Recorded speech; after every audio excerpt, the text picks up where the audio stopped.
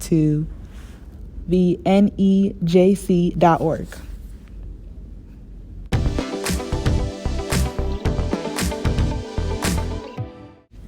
I would like to thank our sponsors once again, the National Environmental Justice Conference, for allowing myself and my peers to be on this podcast today. Right now, I will be talking about the Environmental Justice Principle 9, which protects the rights of victims of environmental injustice to receive full compensation and reparations for damage, as well as quality health care. Now, these EJ principles have been in effect for 30 years. So I have to ask myself, why are these injustices so prominent and long-standing? I think it's important that we address this principle to protect the rights of those who suffer from environmental injustice. How far back are we talking? Who are we talking about? Where is the root of the environmental injustices, and how do we address it? Can we address it? I don't have all of the answers to these questions, and I don't think anyone does. However, I do think that some of these questions have answers and should be looked at and acknowledged. We're being shown that not addressing these specific questions is not helping our situation, and if we don't address it now, these issues will continue to go unsolved in the future. And that's pretty scary to think about when we're uncertain of how great of a gap climate change will create for marginalized communities. It is important to understand the significance that race and racism have in the discussion of environmental justice and, for that matter, climate change. We have to acknowledge that environmental injustice and climate change are both functions of a problem made by those in power, particularly white men, and we know white men are racist. Therefore, race and racism should always be included in conversations surrounding environmental justice and climate change.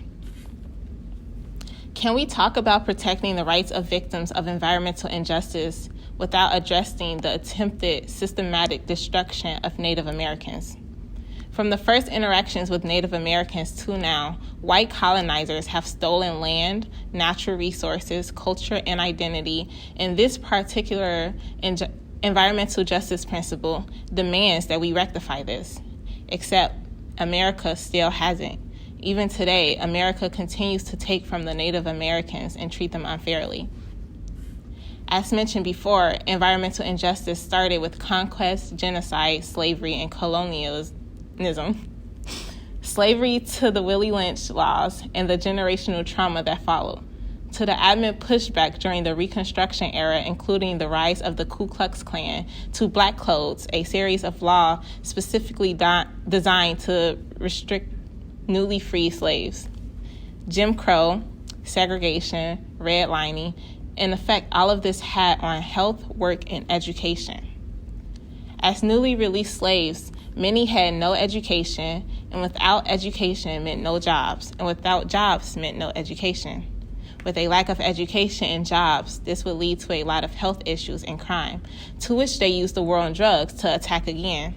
Inequality in the prison system, being stuck in communities which would also cause health hazards, not to mention generational trauma, and a continuous cycle is what resulted.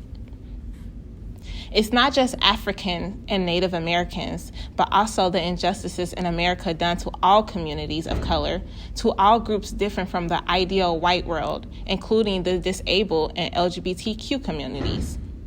Addressing this one principle inherently addresses all environmental justice principles, protects the rights of victims of environmental injustice to receive full compensation and reparations for damage, as well as quality health care.